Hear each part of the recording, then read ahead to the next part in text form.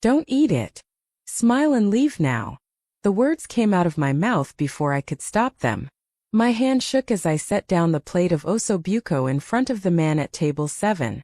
The same man who had been coming to our restaurant every Thursday for the past 3 months. The same man whose presence made our manager Antonio sweat through his shirt despite the air conditioning. The same man I just watched Antonio sprinkle something white and powdery over his food in the kitchen when he thought no one was looking. Dante Morelli's hand stopped halfway to his fork. His dark eyes lifted to meet mine. And for a moment, I thought I was going to die right there in the middle of Bella Notte restaurant. Not because I recognized him as one of the most powerful men in the city. Not because I knew what happened to people who crossed him. But because in that split second, I saw something flash across his face that looked almost like surprise. You know how they say your whole life flashes before your eyes when you're about to die? That's not true. What actually happens is you think about all the stupid decisions that led you to this exact moment. Like taking a job at a restaurant that stayed open despite having barely any customers. Like noticing things you should have pretended not to see. Like caring whether a stranger lived or died. My name is Elena Reyes. And this is the story of how I went from serving pasta to poverty wage customers to becoming the most protected woman in the city. How I went from being invisible to being the only person who could make the most feared man in New York smile genuinely. How I learned that sometimes the most dangerous choice you can make is the right one. But before I tell you what happened after I whispered those words, before I explain how everything in my life changed in the span of 3 seconds, I need you to understand something. I'm sharing this story from a place I never thought I'd be. Safe. Loved. Alive. If you're watching this from your apartment, your office, wherever you are right now, I hope it's somewhere you feel secure. I hope the weather is treating you well. And I hope you never have to make the choice I made that night. If my story moves you, if it makes you think differently about the choices we make when no one's watching, please let me know in the comments. Subscribe if you want to hear more stories about how ordinary people end up in extraordinary situations. But let me start from the beginning, from before I knew that table 7 would change everything. I was 23 years old and I believed in simple things. I believed that hard work paid off eventually. I believed that if you kept your head down and stayed out of trouble, trouble would stay away from you. I believed that the world was divided into normal people like me and dangerous people like the ones you see on the news. And those two worlds never really touched. I'd been working at Bella Notte for 8 months. It wasn't much, just a small Italian place squeezed between a dry cleaner and a phone repair shop on Mulberry Street. The kind of restaurant that survived on nostalgia and stubbornness, more than good food or ambience. I worked double shifts most days, lunch and dinner, because rent in the city didn't care that minimum wage plus tips barely covered groceries. The first time Dante Morelli walked into our restaurant, the air changed. I know that sounds dramatic, but it's the only way to describe it. One moment, Antonio was yelling at the cook about using too much oregano, and the next he was silent, standing at attention like a soldier. The other waitress, Maria, actually dropped a tray of glasses. They shattered across the floor, but nobody moved to clean them up. He sat at table 7, the one by the window that looked out onto the street. He ordered the same thing he would order every Thursday after that. Osso buco, house red wine, no appetizer, no dessert. He ate alone, never looked at his phone, never brought a newspaper. Just sat there, eating slowly, watching the street outside like he was waiting for something. Or someone. For 3 months this routine never changed. He'd arrive at exactly 7:30, eat for precisely 1 hour, leave a $100 bill for a $30 meal, and walk out without a word. Antonio would practically collapse with relief every time the door closed behind him. Maria would cross herself and mutter prayers in Spanish. And me? I just wondered why a man who could eat anywhere in the city chose our mediocre restaurant. I should have kept wondering. Should have kept my head down. Kept refilling water glasses and pretending not to notice how Antonio's hands shook whenever Thursday rolled around. Should have ignored the way he started acting stranger and stranger as the weeks went on, making phone calls in the alley, meeting with men who looked like they'd never eaten a legitimate meal in their lives. But that Thursday night, 3 months after Dante Morelli first walked through our doors, I was taking out the trash when I heard Antonio on the phone. The dumpster was right below the kitchen window, and his voice carried clear as day into the alley. "Tonight," he was saying. "Yes, in his food. No, he never lets anyone else prepare it, but I'll handle it. Just make sure the money's ready." I stood there holding the garbage bag, my heart pounding so hard I thought it might burst out of my chest. Antonio was planning to poison someone, and there was only one person in our restaurant who Antonio personally prepared food for: the man at table 7. I went back inside that night with the garbage bag still in my hand, my mind racing. Antonio looked up from the kitchen counter where he was plating the special, and for a second our eyes met. Something in my expression must have given me away because his face changed, became harder somehow. "Elena, what took you so long? We have orders backing up." "Sorry, I thought I heard something in the alley." He stared at me for a long moment, then turned back to his plating. "Stay out of the alley after dark. It's not safe for a girl like you." A girl like me. He meant poor, helpless, someone who should mind their own business and be grateful for whatever scraps of work came their way. And he was right. That's exactly who I was. Who I should have stayed. Let me tell you about my life before that night so you understand why what I did was so out of character. I grew up in Washington Heights with my grandmother after my parents died in a car accident when I was 7. Abuela worked 3 jobs to keep us afloat, cleaning offices at night, doing laundry during the day, sometimes taking in sewing on weekends. She taught me that dignity came from work, not from what others thought of you. "Mija," she would say while her arthritis-gnarled fingers pushed a needle through fabric. "In this world, we have to be invisible to survive. But invisible doesn't mean worthless. You remember that." She died my senior year of high school. Left me with $3,000 in savings, a rent-controlled apartment I couldn't afford to keep, and a work ethic that meant I'd rather die than take charity. I'd been working ever since, sometimes 2 jobs, sometimes 3, always just barely making it to the next month. Bella Nate was supposed to be temporary, just until I saved enough to maybe take some community college classes, maybe become a nurse or a teacher, something stable, something that would have made Abuela proud. I kept my tips in a coffee can hidden behind the flower in my tiny studio apartment. 8 months of work had gotten me almost $2,000. Not much, but it was mine. The restaurant itself was a mystery I'd never bothered to solve. We barely had enough customers to stay open, yet Antonio never seemed worried about money. He drove a Mercedes, wore a gold watch that probably cost more than I made in a year, and sometimes I'd catch him counting thick rolls of cash in his office when he thought no one was looking. Maria, who'd worked there for 5 years, had warned me my first week. "Don't ask questions, Nina. Just serve the food, collect your tips, go home. What happens here that isn't about food isn't our business." But now it was my business whether I wanted it or not. Because in exactly 1 hour, Dante Morelli was going to walk through that door, sit at table 7, and eat a meal that would kill him. And I was the only one who knew. I spent that hour trying to talk myself out of caring. What was Dante Morelli to me? Just another customer who happened to tip well. A dangerous man who probably had more blood on his hands than I had years on this earth. The kind of man Abuela would have crossed the street to avoid. But then I thought about the way he ate, slowly and deliberately, like each meal might be his last. The way he always said thank you when I refilled his water, quiet but genuine. The way he'd helped Maria pick up the glasses she dropped that first night, kneeling on the floor in his expensive suit without hesitation. Small things. Human things. Things that didn't match the monster everyone seemed to think he was. When he walked in at exactly 7:30, I was standing by the host station, my hands trembling so badly I had to clasp them behind my back. He looked the same as always. Dark suit, no tie, silver watch catching the light. His black hair was slightly damp from the rain that had started falling an hour ago. He nodded at me, a small acknowledgement he'd started giving me about a month into his visits, and walked to table 7. Antonio appeared from the kitchen almost immediately, sweat already beading on his forehead. "Mr. Morelli, good evening." The usual. "Please." That was it. One word. Antonio disappeared back into the kitchen, And I watched through the serving window as he prepared the plate. Watched him look around to make sure no one was watching.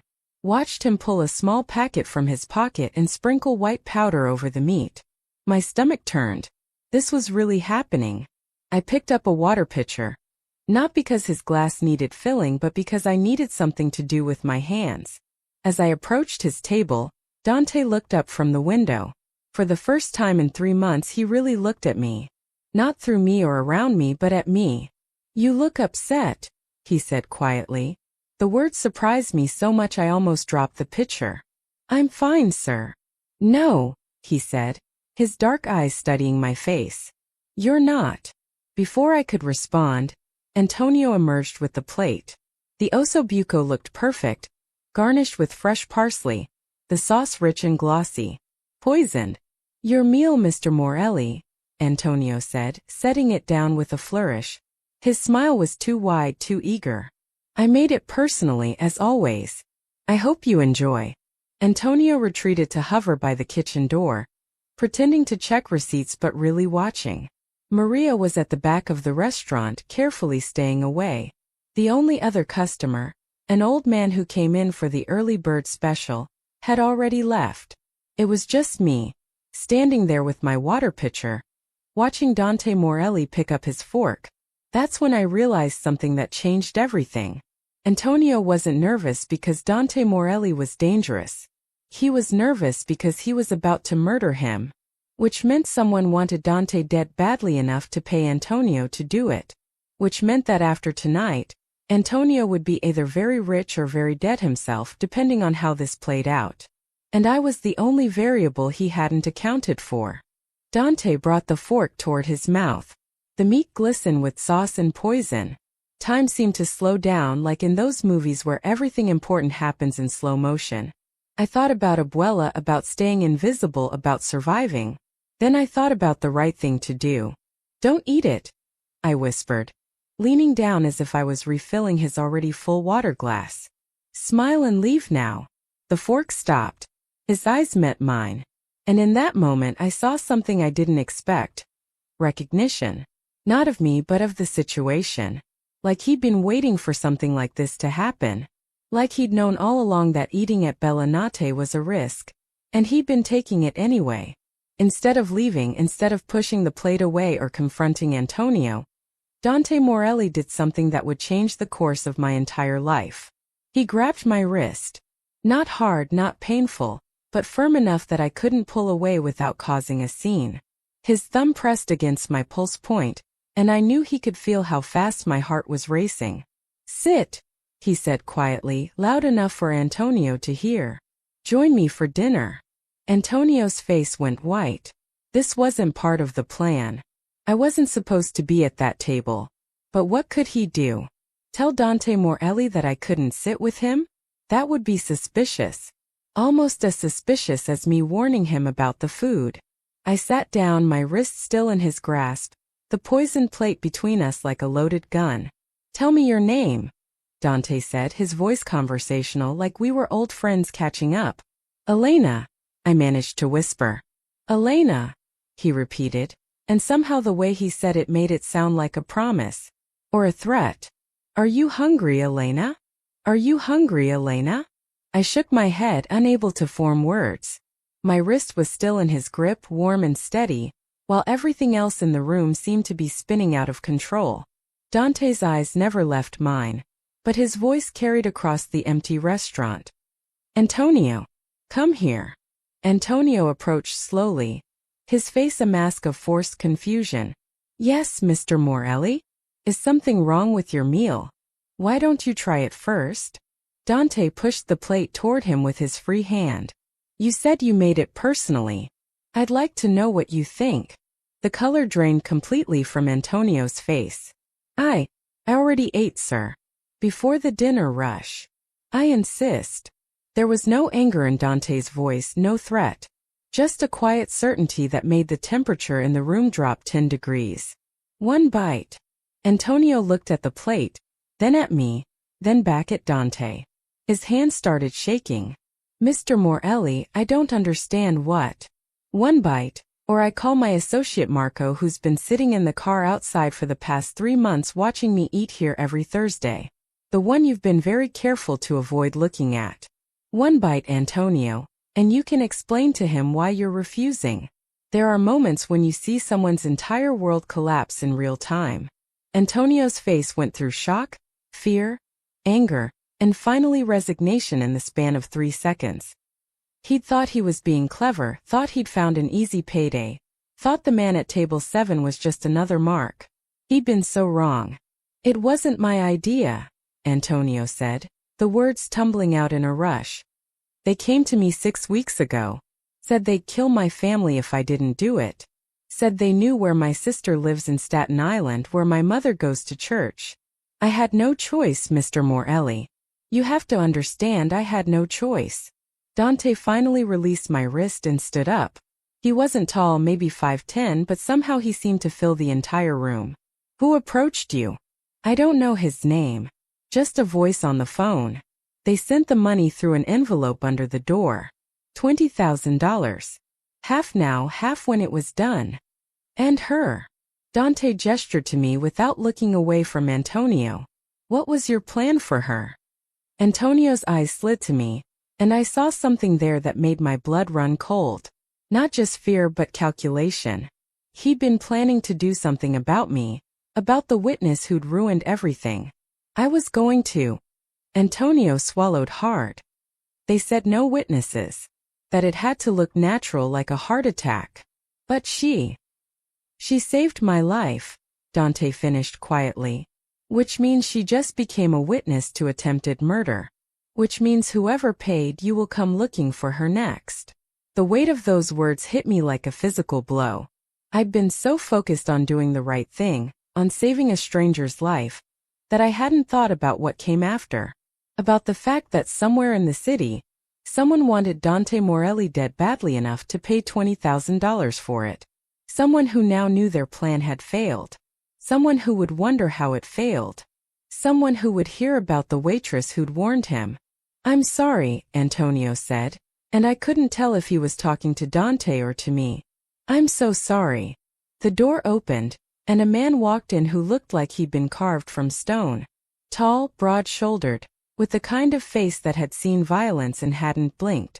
He didn't say anything, just looked at Dante and waited. Marco, Dante said. Take Antonio somewhere quiet. Find out every detail. Who called, when, how they contacted him, where the money came from. Everything. Marco nodded and moved toward Antonio, who didn't resist. Didn't run. Just followed like a man walking to his own execution. Maybe he was. Then it was just me and Dante in the empty restaurant. Maria had disappeared, probably the moment she'd sensed things going wrong. The kitchen was silent. The rain continued to fall outside, streaking the windows, making the streetlights blur and soften. I need to leave, I said, standing up too fast and nearly knocking over my chair. I need to go home and pack and go where?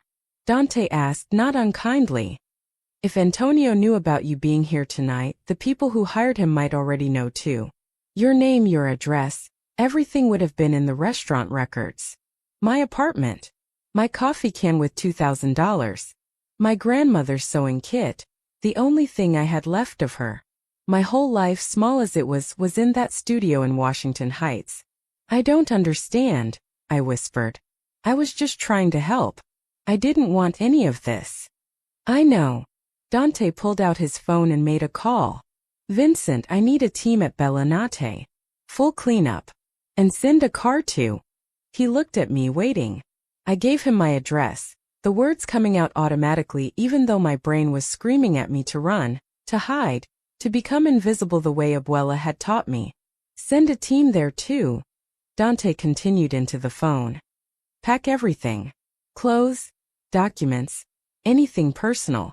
Bring it to the house. He paused, listening. No, not the apartment. The house. Yes, I'm sure. He hung up and looked at me again. And this time there was something different in his expression. Not pity exactly, but understanding. Like he knew what it felt like to have your entire world ripped away in a single night. You're going to stay somewhere safe until we figure out who's behind this, he said. No arguments. You saved my life, Elena. The least I can do is protect yours. I don't need protection. I need my job and my apartment and my normal life. Your normal life ended the moment you whispered those words to me. He said it gently, but there was no room for disagreement. Antonio will disappear tonight. The restaurant will close. Everyone who worked here will be questioned. And whoever paid for that poison will be looking for loose ends to tie up. You're the biggest loose end there is. I wanted to argue. Wanted to insist that I'd be fine, that I could take care of myself, that I didn't need some mafia boss dictating my life. But the truth was staring me right in the face. As clear as the poison plate still sitting on table 7. I'd saved Dante Morelli's life, and in doing so, I destroyed my own. How long? I asked quietly. As long as it takes. A black car pulled up outside, sleek and expensive. Nothing like the buses and subways that made up my usual transportation. Dante gestured toward it, and I realized this was it. The moment where I either walked out that door into his world or refused and took my chances with whoever wanted him dead. But that wasn't really a choice at all, was it? I walked to the door, Dante following close behind. As we stepped out into the rain, I looked back at Bella Notte one last time. The flickering neon sign, the smudged windows, the table 7 where everything had changed. I didn't even get to collect my tips from tonight, I said absurdly. Because sometimes when your whole world is falling apart, your brain fixates on the smallest, most meaningless details. Dante opened the car door for me. I'll make sure you're compensated. I slid into the leather seat, and he got in beside me. The driver pulled away from the curb without being told where to go. Like he already knew. Like this had all been planned. The restaurant disappeared behind us, swallowed by rain and darkness. Where are we going? I asked. Home, Dante said. Then, seeing my confusion, he corrected himself. My home. It's the safest place in the city. I didn't ask what made it safe. Didn't ask what would happen to Antonio or Maria, or the old man who might have been in the restaurant earlier and seen too much. I just watched the city blur past the window and wondered how you were supposed to feel when you saved someone's life and lost your own in the process. The answer I discovered was numb. Completely and utterly numb. Dante's home wasn't what I expected. I'd pictured something cold and sterile, all marble and glass like the crime boss mansions you see in movies. Instead, the car pulled up to a brownstone in Brooklyn, the kind with actual flower boxes in the windows and a small front yard. It looked like a family lived there. Because a family did live there. The door opened before we reached it, and a woman in her 50s stepped out, her face creased with worry. Dante, grazie a Dio, Vincent called and said. Her eyes landed on me, still in my stained waitress uniform, dripping rainwater onto the porch. Who is this? Rosa, this is Elena. She'll be staying in the guest room. Dante moved past her into the house, and I followed because I didn't know what else to do. Is Gianna asleep? Yes, finally. She fought bedtime for an hour asking when you'd be home. Rosa was still staring at me, not with suspicion exactly, but with the kind of curiosity that comes from seeing something unexpected in a familiar place. I'll get fresh towels and... Papa! A small voice from the stairs made us all turn. A little girl stood there in princess pajamas, maybe 6 years old, with dark curls in Dante's eyes. She rubbed sleep from her face and padded down the steps barefoot. Dante's entire demeanor changed. The hard man who'd confronted Antonio disappeared, replaced by someone softer, more careful. He scooped her up like she weighed nothing. Piccola, you're supposed to be sleeping. I heard the car. I wanted to make sure you came home. She buried her face in his neck, then peeked at me over his shoulder. Who's the wet lady? Despite everything, despite the fear and confusion and shock, I almost laughed. I'm Elena. I got caught in the rain. Papa has lots of umbrellas. He should have given you one. She said it so seriously, like that was the biggest problem in the room. You're right, I should have, Dante agreed. Elena is going to be our guest for a while. I expect you to be polite. I'm always polite. Rosa says I have better manners than most adults. Gianna looked at me again, considering. Do you like pancakes? Rosa makes them on Saturday mornings with chocolate chips. I love pancakes, I said. Because what else could I say to this little girl who had no idea her father had almost been murdered tonight? Dante carried Gianna back upstairs, murmuring to her in Italian, and Rosa gestured for me to follow her down the hall. The house was warm, lived in, with photos on the walls and children's drawings held to the refrigerator with magnets. Nothing about it screamed danger or crime, or the underworld I'd just been pulled into. The guest room is here, Rosa said, opening a door to a small but comfortable bedroom. Bathroom is across the hall. Your things should arrive within the hour. She paused, her hand on the door frame. He doesn't bring people here. To the house, I mean. This is Gianna's safe place. So whatever you did to earn that, it must have been important. I didn't do anything special, I said quietly. I just told him the truth. Rosa smiled, sad and knowing. The truth is the rarest gift you can give a man like Dante. Get some rest, Elena. Tomorrow will be complicated. She left me alone in the room, and I sat on the edge of the bed, my wet uniform soaking into the quilt. My hands were still shaking. I couldn't make them stop. What had I done? 24 hours ago. My biggest worry was whether I'd make enough in tips to buy new shoes before winter. Now I was sitting in a Mafia boss's guest room, hiding from people who wanted to kill me, listening to him put his daughter to bed in the next room. There was a knock on the door, and Dante entered without waiting for permission. He'd changed into jeans and a t-shirt, looking more human and somehow more dangerous for it. Rosa will bring you clothes until your things arrive, he said. Tomorrow we talk about what happens next. Tonight you sleep. The house has security cameras, armed guards and shifts. You're safe here. What about Antonio? I asked even though I wasn't sure I wanted to know. He's alive. Scared but alive. He's telling us everything he knows, which unfortunately isn't much. The people who hired him were careful. Disposable phones, cash drops, no face-to-face meetings. Dante leaned against the doorframe, exhaustion showing around his eyes. But they made one mistake. What mistake? They assumed I'd eat alone like always. They didn't account for someone like you. He studied me for a long moment. Why did you do it? You knew what I was. You had to know warning me was dangerous. I've been asking myself the same question for the past hour. My grandmother used to say that we're not defined by the comfortable choices we make, but by what we do when doing nothing would be easier. I don't know if you're a good man, Mr. Morelli, but I couldn't watch you die without trying to stop it. Something shifted in his expression like I'd surprised him. Dante, if you're going to stay in my house, you should use my name. Okay, Dante. He nodded and turned to leave, then stopped. Your grandmother sounds like she was wise. She was. She died believing I'd make something of my life. I laughed bitterly. Pretty sure this isn't what she had in mind. You saved a life tonight, Elena. That counts for something. After he left, I changed into the clothes Rosa brought, sweatpants and a t-shirt that smelled like lavender detergent. My things arrived an hour later, just like Dante had promised. 2 men I didn't recognize carried in my entire apartment. 3 boxes of clothes, my grandmother's sewing kit, the coffee can with my savings, even my half-dead succulent plant from the windowsill.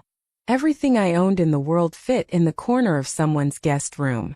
I didn't sleep that night. Just lay there listening to the unfamiliar sounds of the house. Footsteps in the hallway. Voices murmuring in Italian. A door closing. A phone ringing. The normal sounds of a home mixing with the abnormal sounds of whatever Dante's life actually entailed. Around 3 in the morning I heard something else. Crying. Quiet, muffled like someone trying not to be heard. I got up and followed the sound to a half-open door down the hall. Dante's room.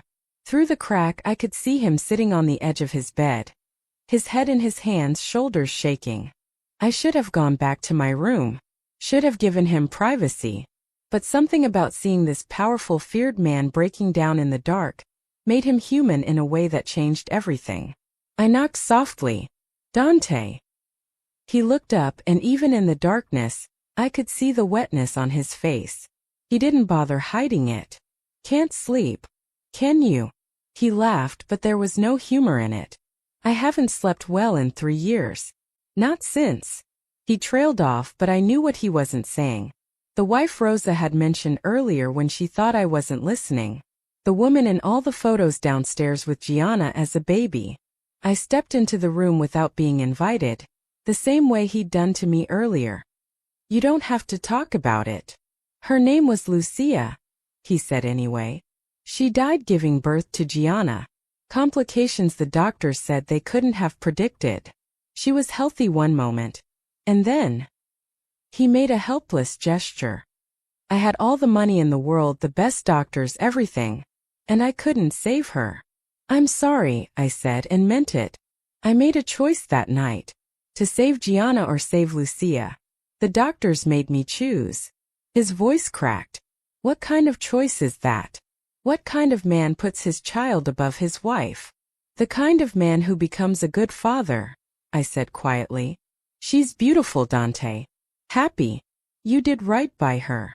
He looked at me then, really looked at me, and I saw something in his eyes I recognized.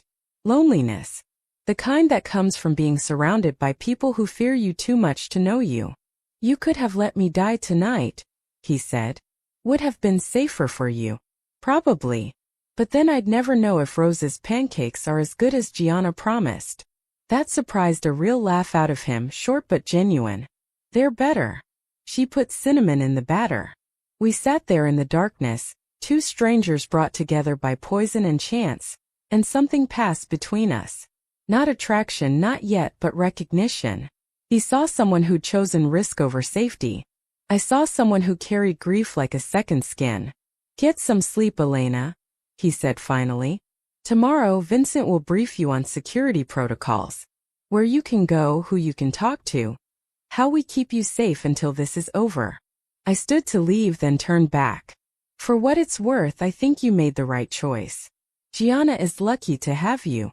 I'm the lucky one, he said. She's the only good thing I've ever created. Back in my room, I finally fell asleep as the sun started rising. When I woke, it was past noon, and I could smell coffee and something sweet baking. I followed the scent downstairs to find Gianna at the kitchen table coloring, Rosa kneading dough, and Dante at the counter reading something on his phone with a frown. The wet lady is awake, Gianna announced cheerfully. Rosa says you can have coffee and biscotti because you missed breakfast. I sat at the table, accepted the coffee Rosa poured, and tried to pretend this was normal, that I always woke up in strange houses, drinking coffee while a Mafia boss frowned at his phone, and his daughter colored pictures of unicorns. Dante looked up and caught my eye. Vincent found something. The number that called Antonio was traced to a burner phone, but it pinged off a cell tower in Manhattan, near the financial district. What does that mean? It means whoever wants me dead has money and connections. And it means this wasn't some random hit. He set down his phone. Someone close enough to know my routine, my habits, where I eat and when. The weight of that settled over the kitchen. Someone in Dante's world, someone he probably trusted, had tried to kill him. And I was the only reason they'd failed. Papa, you're making your scary face, Gianna said without looking up from her coloring. Rosa says when you make that face it means you're thinking about work, and you should stop because it's Saturday. Dante's expression softened immediately. Rosa is very wise. I know. That's why I listen to her and not you. Gianna pushed a piece of paper across the table to me. I drew you a picture. It's a rainbow because you look sad and rainbows make people happy. I looked at the crayon drawing, bright and cheerful and completely at odds with everything happening around us, and something in my chest cracked open. This little girl who'd lost her mother, who lived with armed guards and security cameras, who probably understood more than anyone gave her credit for, was trying to make me feel better. It's perfect, I said, my voice thick. Thank you, Gianna. The rest of the day passed in strange domesticity. Rosa taught me how to make fresh pasta while Gianna narrated every step like a cooking show host. Dante disappeared into his office for hours, phone calls in Italian that I tried not to listen to. Vincent, who turned out to be Dante's head of security, gave me a 30-minute lecture on safety protocols that boiled down to, Don't leave the house, don't talk to anyone we haven't vetted, and don't trust anyone. By evening I was going stir crazy. The house was comfortable, the people were kind, but it was still a cage. A gilded one, but a cage nonetheless. I found Dante in his office after dinner, staring at a wall covered in photos and notes like something from a detective show. Names I didn't recognize, faces I'd never seen, lines connecting them in patterns I couldn't follow. Is this everyone who might want you dead? I asked from the doorway. Just the ones from the past year. He didn't turn around. Narrows it down to about 40 people. That's a lot of enemies. That's the job. He finally looked at me, and I saw the exhaustion there. The weight of constantly watching his back. Most of them don't have the resources or connections to pull off something this sophisticated. We're focusing on 5 primary suspects. Can I help? You've done enough, Elena. You saved my life. Let me handle the rest. I'm already involved, I pointed out. Might as well make myself useful instead of going crazy watching Rosa knead dough. He considered this, then gestured to the wall. You worked at Bellinate for 8 months. Did you ever see anyone unusual? Anyone who paid too much attention to me? Asked questions about my schedule. I thought back through months of shifts, faces blurring together. Then something clicked.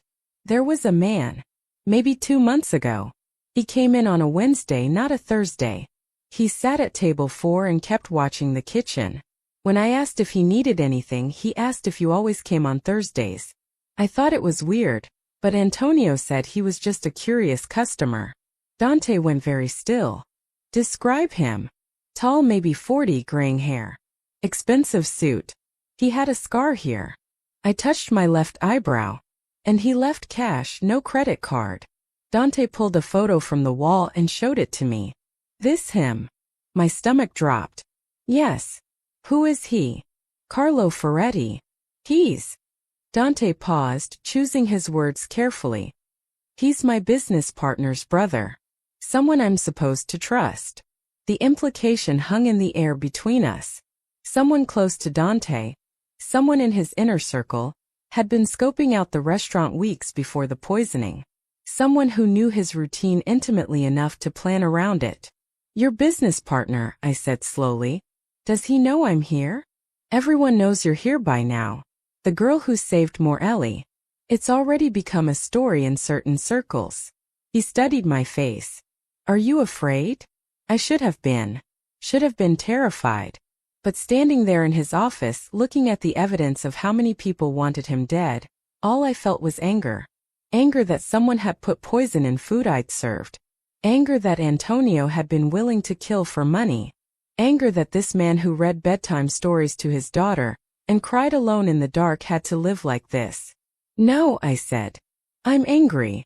Something like respect flickered across Dante's face. Good. Anger keeps you sharp. Fear makes you sloppy. That night I lay awake again, but this time it wasn't fear keeping me up.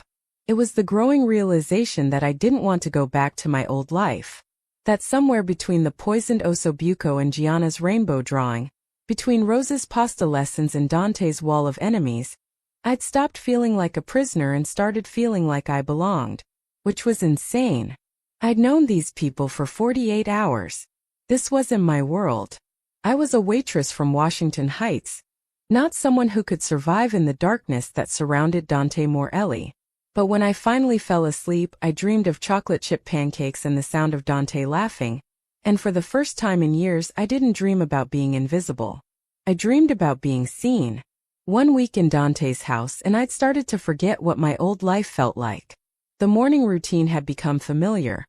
Wake to the smell of Rosa's coffee, help Gianna pick out clothes for her homeschooling lessons, sit at the kitchen table while Dante reviewed security reports and pretended not to watch me over the rim of his cup. We'd fallen into something that almost felt normal. Dangerous but normal. Elena, can you help me with my math? Gianna appeared at my elbow with a workbook, her face scrunched in concentration. Rosa says she's too old for multiplication and Papa says he's too busy. I did not say that, Dante protested from across the kitchen. I said I had a meeting in 10 minutes. Same thing. Gianna climbed into my lap without asking, spreading her workbook across the table. See, I don't understand why 7 times 8 is 56. It doesn't make sense. I helped her work through the problem while Dante gathered his things. He paused by the table, his hand resting briefly on my shoulder.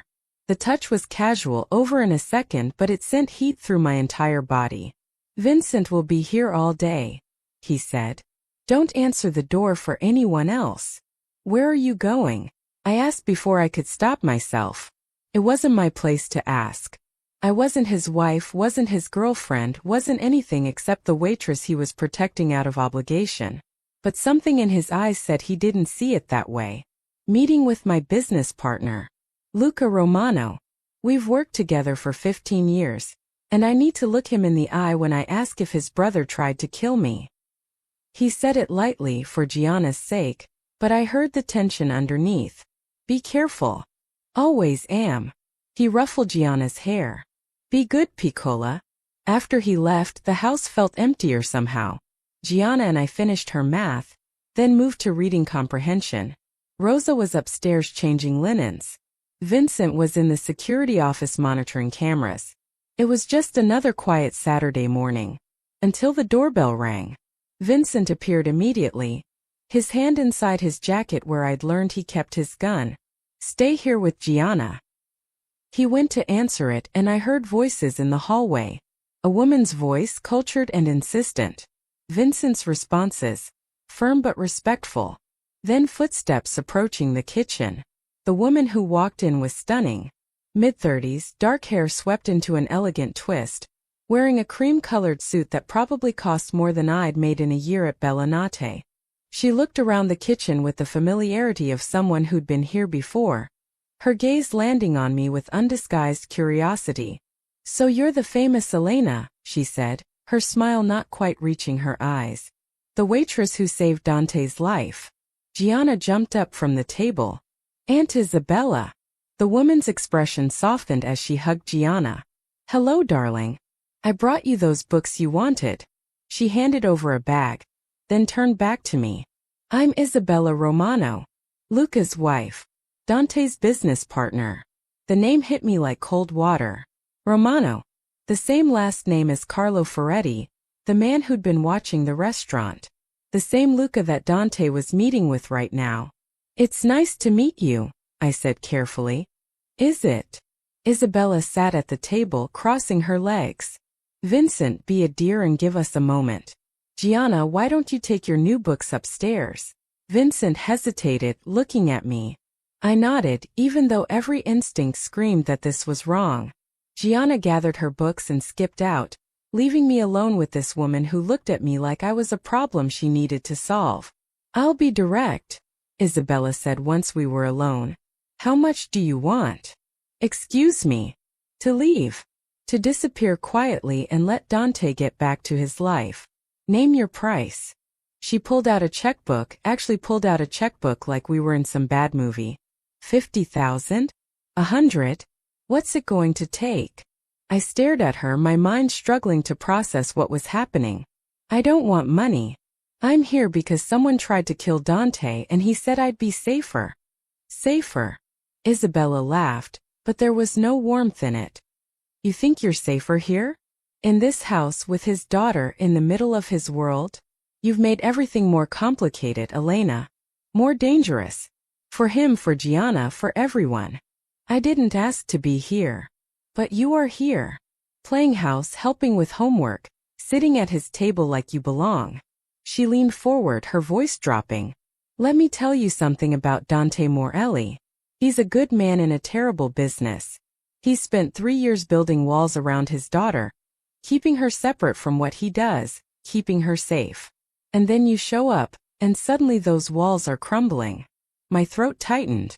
I haven't done anything. You made him care, Isabella interrupted. I see the way he looks at you, the way he's let you into this house, into Gianna's life. He hasn't brought a woman here since Lucia died. Do you understand what that means? What kind of danger that puts you in?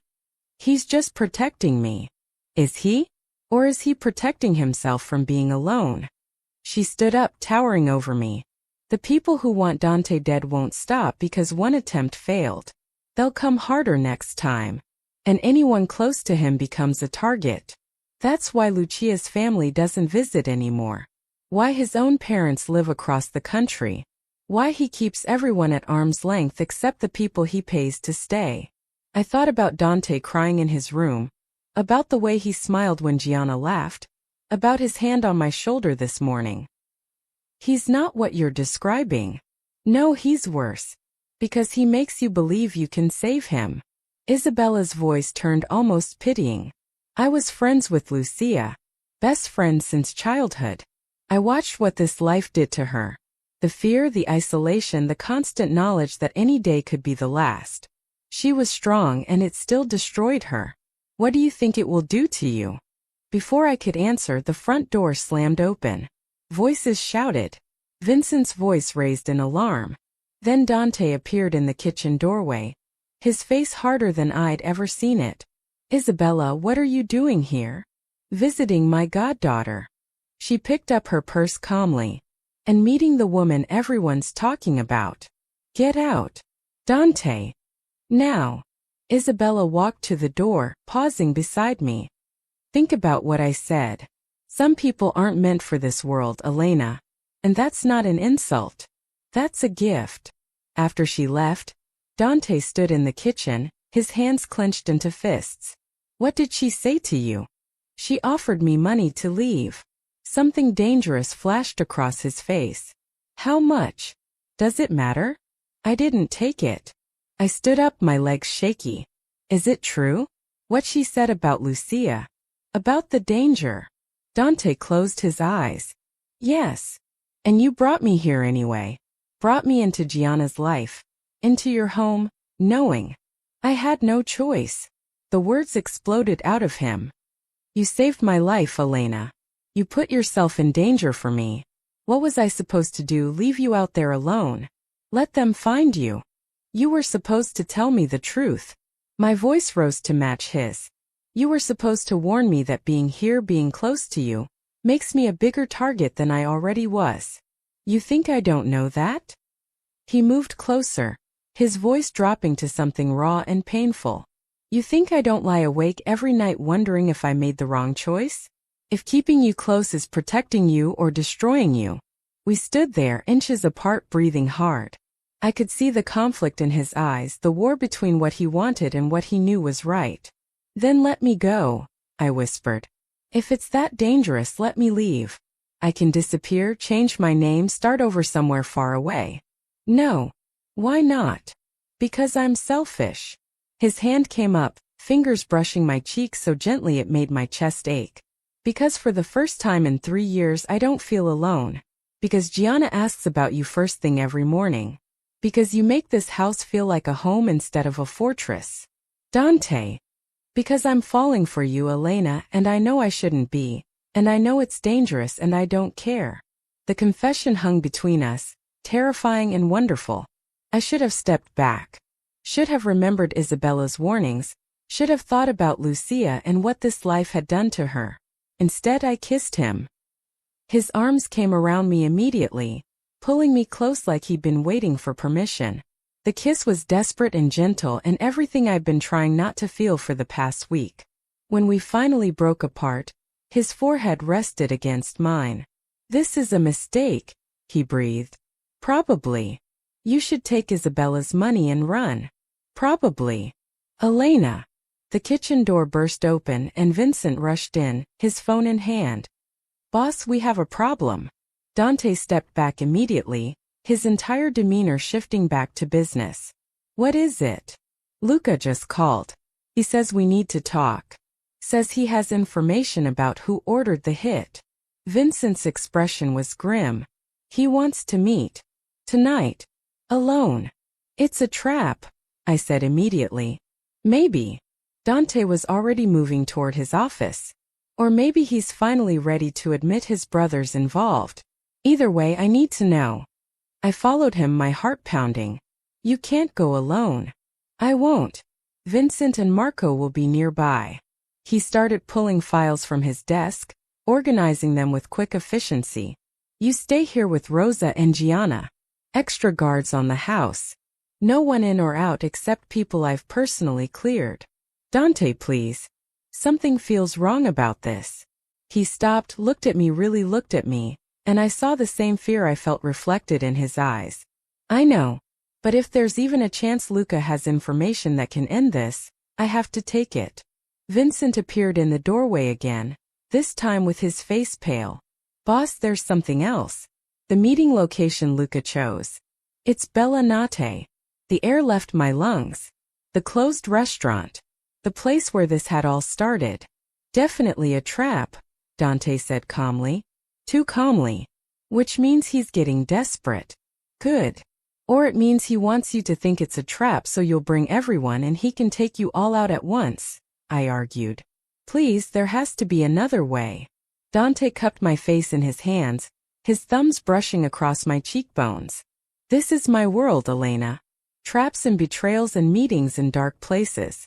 I've been navigating it for 20 years. I'll be fine.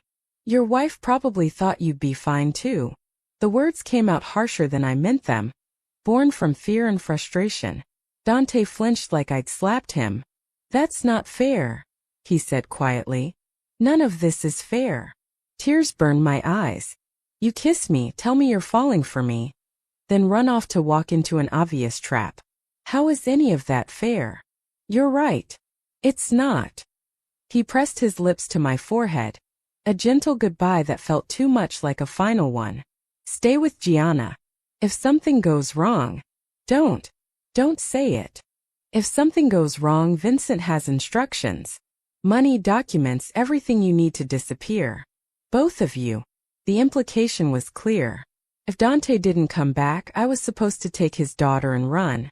I can't do this, I whispered. You're the only one I trust to do this. He stepped back, his mask sliding into place, the vulnerable man disappearing behind the boss everyone feared.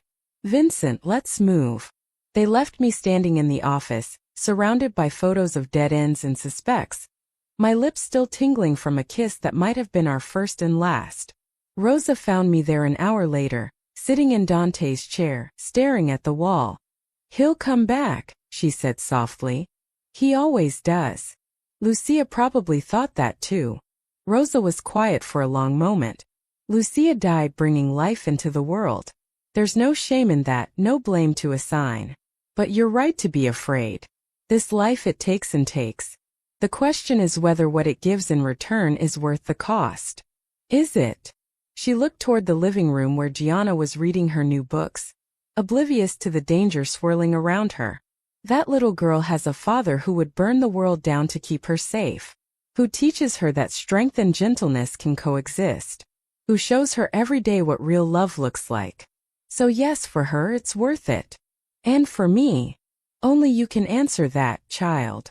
I went upstairs to check on Gianna, found her curled up with her books, already half asleep. I pulled the blanket over her, smoothed back her dark curls, and wondered how Lucia had done this. How she'd loved Dante knowing every goodbye might be permanent. My phone buzzed. A text from an unknown number. He's walking into a trap and you let him go. Some savior you are. My blood ran cold. I showed it to Vincent, who immediately started tracing it. But we both knew what it meant. Whoever wanted Dante dead knew I was here. Knew I cared. And was making sure I knew they were watching. The next 3 hours were the longest of my life. I sat in the living room with Rosa, pretending to watch television while my mind conjured 1,000 horrible scenarios. Dante bleeding out on the floor of Bella Notte. Luca pulling a trigger. The last thing Dante seeing before he died being the place where we'd met. When the front door finally opened, I nearly collapsed with relief. Dante walked in alive and whole with Luca beside him. But the expression on Dante's face made my relief evaporate. We need to talk, he said. All of us. We gathered in the living room. Luca looked like he'd aged 10 years, his face haggard. Dante stood by the window, his back to us. Tell them what you told me, Dante said, his voice flat. Luca took a shaky breath. My brother Carlo did scout the restaurant. But he wasn't working alone. The order to kill Dante came from higher up. From someone inside our organization. Someone we both trusted. Who? Vincent demanded. My wife. Luca's voice cracked. Isabella. The room went silent. I thought about the woman who'd sat in the kitchen this morning, offering me money to leave. Who'd known exactly what to say to make me doubt everything. She's been skimming from our operations for 2 years. Luca continued. Millions of dollars. Dante was getting too close to the discrepancies in the books. So she decided to eliminate him and make it look like a rival family. Carlo was supposed to be her scapegoat. Where is she now? Dante's voice was ice. Gone. Disappeared with the money. She cleaned out our accounts, took everything. Luca looked at me, his eyes hollow. That money she offered you this morning? That was my money. Our money. She was tying up loose ends. The realization hit me like a punch to the gut. She wasn't trying to protect me. She was assessing whether I was a threat. And when you didn't take the money, she knew you weren't going to leave quietly, Dante said. He finally turned to face me, and I saw murder in his eyes. She sent you that text to rattle you. To make you panic and do something stupid. She was in this house, Rosa whispered. With Gianna. I know. Dante's hands clenched. Vincent, I want every asset we have searching for Isabella. I want her bank accounts frozen, her passport flagged, every exit out of the city monitored. She doesn't get to walk away from this. Already on it, boss. Luca stood up. I know my apology means nothing. My wife tried to kill you. Used my brother to do it. Destroyed everything we built. But I swear to you, Dante, I didn't know. I would never. Get out of my house. Dante's voice was quiet, but it carried the weight of absolute authority. We'll settle our business later. Right now I want you gone. After Luca left, Dante sank onto the couch, suddenly looking exhausted. She played us all. Knew exactly how to manipulate the situation. Probably planned for Elena to save me. Figured it would create chaos she could use. How could she plan for that? I asked. She knew Antonio was desperate for money. Knew he'd been gambling, getting in debt. She approached him months ago. Planted the idea. Waited for the perfect moment. He looked at me. When you warned me instead of staying quiet, you became valuable. A witness she needed to either buy off or eliminate. But I'm neither bought nor eliminated, I said slowly. Which means she'll try again, Vincent finished grimly. The full weight of what I'd stepped into finally crashed down on me. This wasn't just about saving someone from poison anymore. I was in the middle of a war, and the enemy knew my face, knew where I slept, knew I cared about the man she wanted dead. Isabella's words from this morning echoed in my head. Some people aren't meant for this world. Maybe she was right. Maybe I should have taken the money and run. But it was too late for that now. The next morning, Dante hired 6 more guards. They positioned themselves around the house in shifts, armed and silent. Gianna asked why there were so many new people, and Dante told her they were friends visiting for a while. She accepted it the way kids do, with a shrug and a request for juice. I couldn't accept anything anymore. Every sound made me jump. Every car that drove past made my heart race. I kept thinking about Isabella sitting in this kitchen, smiling at Gianna, touching things in this house while planning to destroy everything. She'd been here. She knew the layout, knew the routines, knew exactly where to strike to cause maximum damage. And I'd sat across from her like an idiot, drinking coffee, completely clueless. You need to eat, Rosa said, pushing a plate of eggs toward me. I'd been sitting at the kitchen table for an hour, staring at nothing. I'm not hungry. You haven't eaten in 2 days. Dante is worried. Dante has bigger things to worry about than whether I'm eating. Rosa sat down across from me, her weathered hands folded on the table. He blames himself, you know, for bringing you here, for putting you in danger, for caring about you. He should blame me. I'm the one who couldn't mind my own business. I'm the one who had to play hero and warn him. My voice cracked. If I just kept my mouth shut, served the food, let whatever was going to happen happen, none of this would be real. And Dante would be dead. But Gianna would be safe. You would be safe. Everyone would be safe except the one person who actually belongs in this world. Rosa reached across and gripped my hand hard enough to hurt. Listen to me, child. Dante Morelli has been half dead since Lucia passed. Going through motions, protecting Gianna, running his business but not living. Not really. Then you walked into his life and reminded him what it feels like to care about someone. That's not a crime. That's a gift. Some gift. Now he has to protect me on top of everything else. Maybe he wants to protect you. Maybe having someone to fight for besides Gianna makes him stronger, not weaker. She released my hand. Or maybe you're right and you should leave. Take Vincent's escape plan, disappear. Let Dante go back to being half alive. Is that what you want? I opened my mouth to say yes, that's exactly what I wanted, but the lie wouldn't come out. Because the truth was I'd never felt more alive than I did here. Dangerous and terrified and completely out of my depth, but alive. Every moment with Dante felt electric. Every smile from Gianna felt like a gift. Even Rosa's tough love and Vincent's security briefings made me feel like I mattered, like I was part of something. Going back to my old life, to being invisible and safe and alone, felt like dying. I don't know what I want, I whispered. Then stay until you figure it out. But the choice was taken out of my hands 3 days later.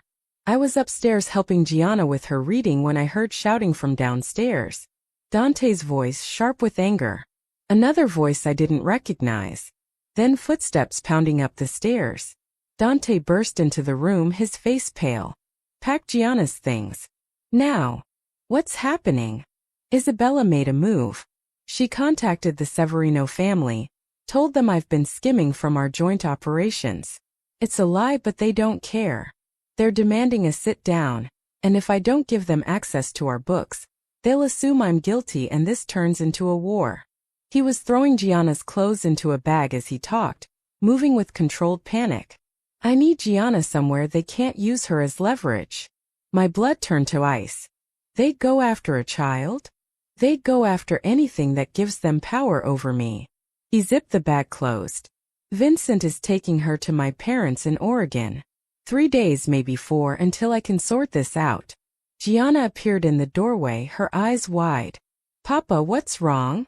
Dante crouched down to her level, his whole demeanor changing. Piccola. Remember how I told you about Nana and Nano's house in the mountains? With the horses and the big backyard. You said we'd visit in summer. How would you like to visit now instead? Just for a few days. Vincent will take you on an airplane and everything. Her little face scrunched up in thought. Will you come? Not right away. I have work to finish here. But soon. Will Elena come? Dante's eyes met mine over Gianna's head, and I saw the conflict there. Elena needs to stay here with me. Gianna processed this, then turned to me. You'll keep Papa safe? The question hit me like a punch. This 6-year-old girl, who'd already lost her mother, was being sent away from her father, and she was worried about me keeping him safe. I'll try, I managed to say around the lump in my throat. Okay. She hugged me tight, her small arms surprisingly strong. Don't let him make his scary face too much. It gives him wrinkles. 20 minutes later, Vincent carried Gianna out to a waiting car. She waved from the window, trusting and innocent, not understanding that her father was sending her away because people wanted to hurt her to get to him. The house felt empty without her. Dante stood in the driveway long after the car disappeared, his shoulders rigid. I wanted to go to him to offer comfort, but I didn't know how. What do you say to someone who just sent their daughter away to keep her alive? When he finally came back inside, his expression was blank. Controlled. The mask he wore when he needed to be the boss instead of the father. Pack your things too, he said without looking at me. My stomach dropped. You're sending me away. To a safe house in Queens. Somewhere Isabella doesn't know about. You'll have 2 guards, a security system, everything you need. For how long? Until this is over. And when will that be, Dante? When you've found Isabella. When you've satisfied the Severino family. When every enemy you've ever made decides to stop coming for you. My voice rose despite myself. When does it end? I don't know. He finally looked at me, and I saw the exhaustion, the fear, the weight of too many responsibilities crushing him. I don't know how to keep everyone safe, Elena. I don't know how to protect my daughter and run my business and hunt down Isabella and keep you out of the crossfire. I don't know how to do all of it, so I'm doing what I can, which is getting you both as far away from me as possible. So that's it? You kiss me, tell me you're falling for me, then ship me off to Queens. Yes. The word was flat, final. Because falling for you was selfish and keeping you here is dangerous, and I can't do this anymore. I can't care about you and keep you safe at the same time. So I'm choosing to keep you safe. What if I don't want safe? What if I want to stay here with you? It's not your choice. The words felt like a slap. I stepped back, wrapping my arms around myself. Right. Because I'm just the waitress you're protecting out of obligation. I don't get a say in my own life. Something cracked in his expression. You think this is easy for me? Sending away the two people He stopped, shook his head. Pack your things, Elena. The car leaves in an hour. He walked away before I could respond, disappearing into his office and closing the door. Rosa helped me pack in silence. My 3 boxes of belongings, my grandmother's sewing kit, the coffee can with my savings. Everything I owned fitting into the trunk of a black sedan. One of the guards, a quiet man named Tommy, drove me to Queens. The safe house was a small apartment above a bakery, clean and furnished but soulless. Temporary. A place to exist but not to live. Tommy and another guard named Steve set up rotations. Told me the rules. Don't go outside. Don't order food. Don't contact anyone. Just sit and wait and try not to go crazy. The first day wasn't so bad. I unpacked, organized the small space, pretended I was just visiting somewhere new. The second day was harder. The walls felt closer. The silence was oppressive. I missed Gianna's chatter, Rosa's cooking, even Vincent's security briefings. By the third day I was climbing the walls. Called Dante 6 times. He answered once, said everything was fine, Gianna was safe with his parents. He was handling the Severino situation. His voice was distant, professional. Like I was a business associate instead of someone he'd kissed in his kitchen. When can I come back? I asked. I don't know. Dante, please. I can't just sit here doing nothing. You're staying alive. That's not nothing. He paused. I have to go. There's a meeting. He hung up before I could say anything else. Tommy tried to make conversation sometimes, asked about my life before all this. But talking about my old life, about working at Bellinate, and living in my studio apartment and being invisible, just reminded me how much I'd lost. Or maybe how much I'd never really had to begin with. On the 4th night, I was lying awake in the unfamiliar bed when I heard Tommy talking urgently on the phone in the next room. I pressed my ear to the wall trying to make out words. Happened tonight. Severino meeting went bad. No, he's alive, but... Yeah, she needs to know. I threw open the door. What happened? Is Dante okay? Tommy looked up. Guilt written across his face. Ms. Reyes, you should be sleeping. Tell me what happened or I walk out that door right now. He sighed, knowing I meant it. There was a shooting at the meeting with the Severino family. Someone opened fire. 3 people dead, 5 wounded. Mr. Morelli got out, but barely. The room spun. I grabbed the door frame to steady myself. Where is he now? At a secure location. He's fine, just some cuts from broken glass. Could have been a lot worse. Was it Isabella? They don't know yet. Could have been her trying to take out both families at once. Could have been the Severinos trying to eliminate Dante and blame it on gang violence. Could have been any of the dozen other people who want him dead. I sank down onto the couch, my legs giving out. This was the reality of Dante's world. Shootings and betrayals and never knowing who to trust. And he was navigating it alone because he'd sent away everyone he cared about. I need to see him, I said. That's not possible, Ms. Reyes. I don't care. Take me to him or tell me where he is. My orders are to keep you here. For your own safety. I don't feel safe. The words burst out of me. I feel trapped and useless and scared. At least if I'm with Dante, I can see that he's okay. I can help somehow. You help by staying alive, Tommy said, echoing Dante's words. That's all he wants from you. I went back to the bedroom and cried for the first time since this all started. Not quiet tears but huge gasping sobs that shook my whole body. I cried for my old life that I'd lost. For the fantasy that I could belong in Dante's world. For Gianna being shipped off to strangers because her father's enemies were circling. For Dante facing death alone because caring about people made him vulnerable. Most of all, I cried because I finally understood what Isabella had meant. Some people aren't meant for this world. And I was one of them. I must have fallen asleep eventually because I woke to sunlight streaming through the window and voices in the other room. Tommy talking to someone, footsteps, then my bedroom door opening. Dante stood there, and my heart nearly stopped. His shirt was torn, there was a bandage on his neck, and he looked like he hadn't slept in days. But he was alive. Whole. Here. You're okay, I whispered. I'm sorry. He crossed the room and pulled me into his arms, holding me so tight I could barely breathe. I'm sorry for sending you away. I'm sorry for pushing you out. I'm sorry for all of it. I buried my face in his chest, breathing him in. Tommy said there was a shooting. There was. It was chaos. And all I could think about was that if I died, the last conversation we had was me telling you to pack your things like you were a problem I needed to solve. His voice was rough against my hair. You're not a problem, Elena. You're the only thing keeping me human. Then why did you send me here? Because I'm terrified.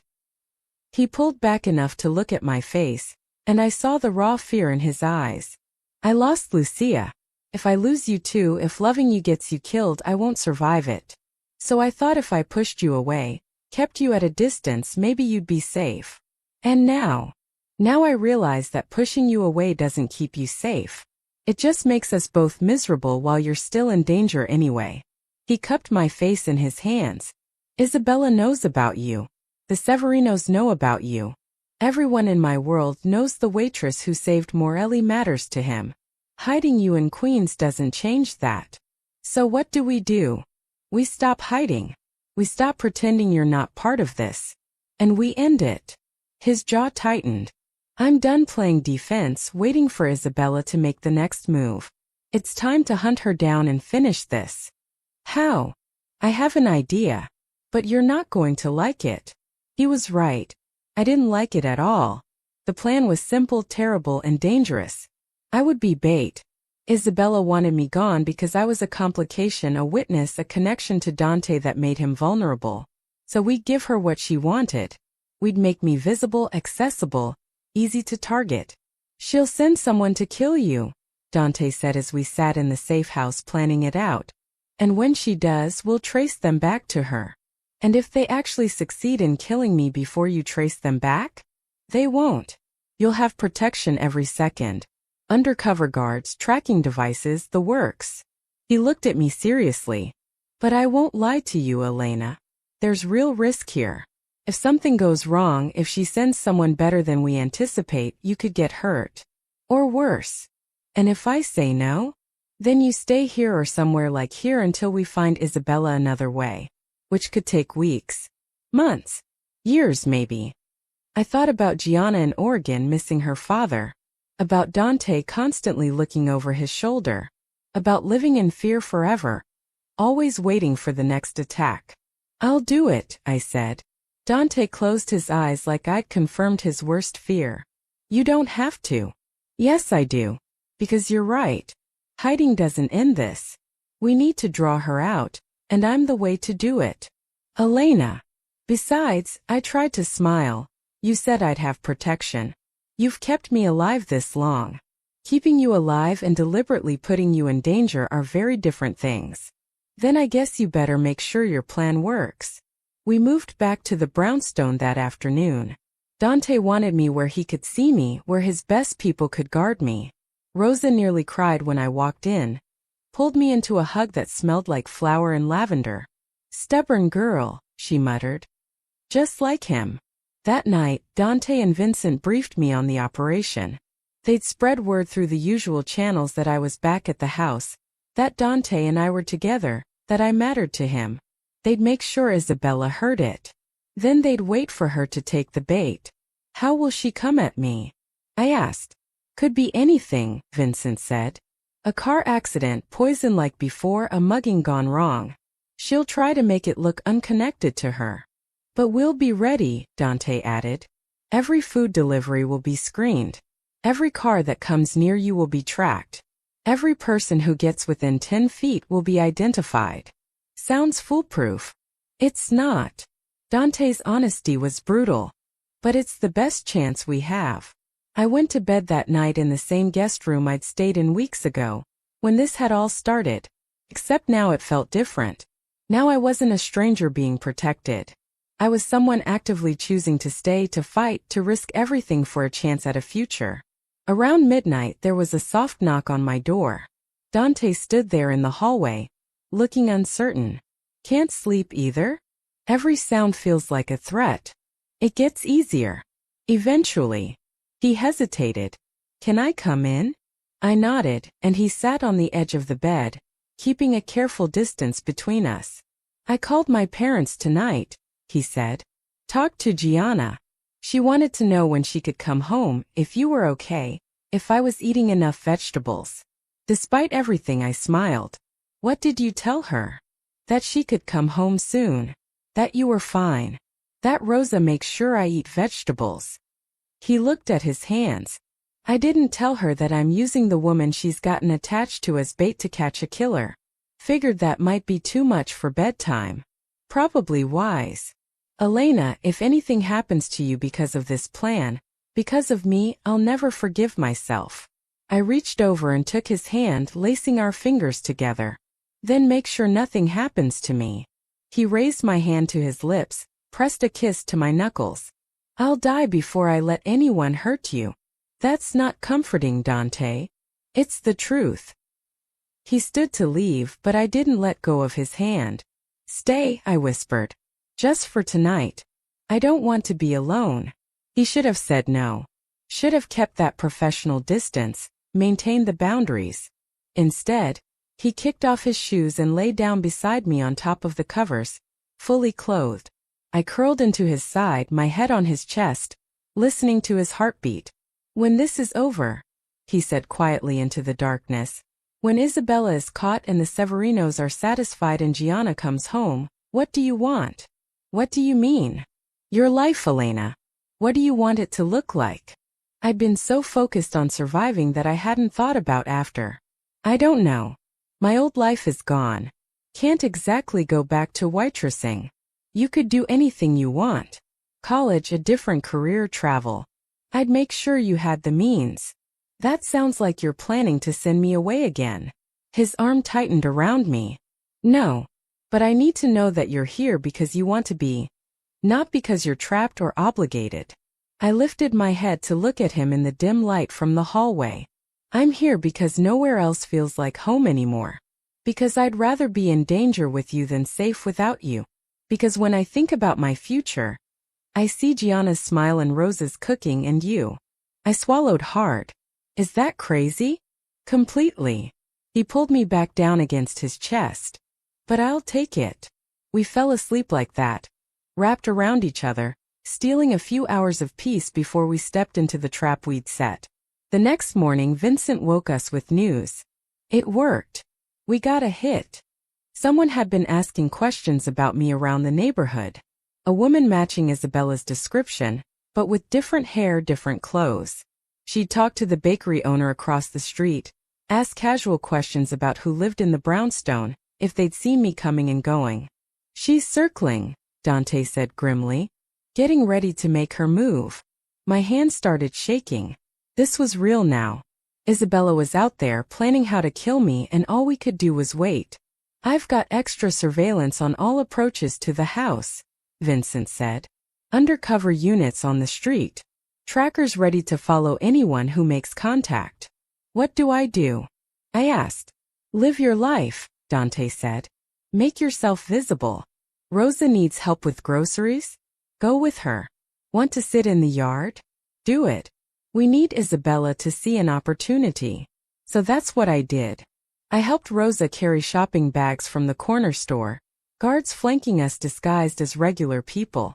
I sat on the front steps reading a book, feeling eyes on me from somewhere I couldn't see. I existed in the open, vulnerable and exposed, trusting that Dante's people would keep me alive. It was the most terrifying 3 days of my life. And then on the 4th day, Isabella made her move. I was in the kitchen with Rosa when the delivery arrived. "Flowers for Elena Reyes," the delivery man said through the intercom. Vincent appeared immediately, his hand inside his jacket. "We didn't order flowers. Send him away." But Dante came down the stairs, his phone to his ear, his face grim. "Let him in. It's from her." The delivery man was actually one of Vincent's people. The flowers, a massive arrangement of white lilies, came with a card. "For Lucia's replacement. May you rest as peacefully as she does." My blood turned to ice. Rosa crossed herself and muttered a prayer. Dante stared at the card like it might catch fire. "Lilies," he said quietly. "Funeral flowers. She's telling us she's coming." "When?" I managed to ask. "Soon." He looked at Vincent. "Double the guards. I want eyes on every entrance, every window, every possible approach." But Isabella was smarter than that. The attack didn't come at the house. It came 2 hours later when Vincent's phone rang with news that made his face go white. "Boss, we have a problem. Someone just grabbed Gianna from your parents' house in Oregon." The world stopped. Dante stood frozen for 3 seconds, then exploded into motion. "What do you mean grabbed?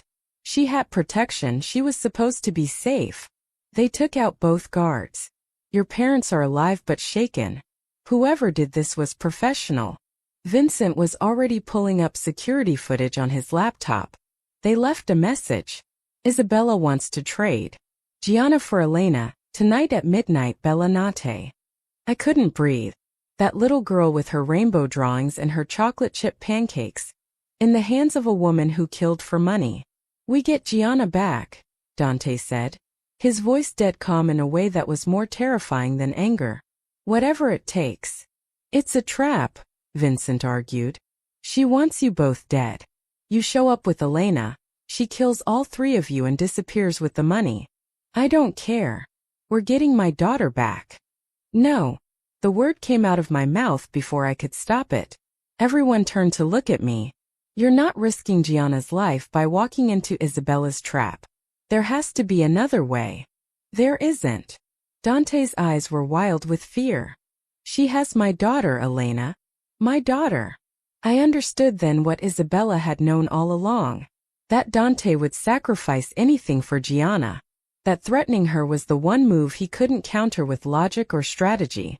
Unless someone made a different choice. "What if I go alone?" I said quietly. "Absolutely not. Listen to me. Isabella wants me dead and you destroyed. If I show up alone, give myself up, she gets half of what she wants. Maybe that's enough for her to let Gianna go. And then she kills you and comes for Gianna anyway," Dante said. "No. We do this together or not at all." I looked at Vincent. "Is there any way to get Gianna back by force? Rescue mission. We don't even know where Isabella is holding her. Could be anywhere within a 100-mile radius of your parents' place. By the time we narrow it down, it'll be too late." Rosa had been quiet through all of this, but now she spoke up. "The girl is right, Dante. If you go to that meeting, Isabella wins everything. If Elena goes alone, at least Gianna has a chance.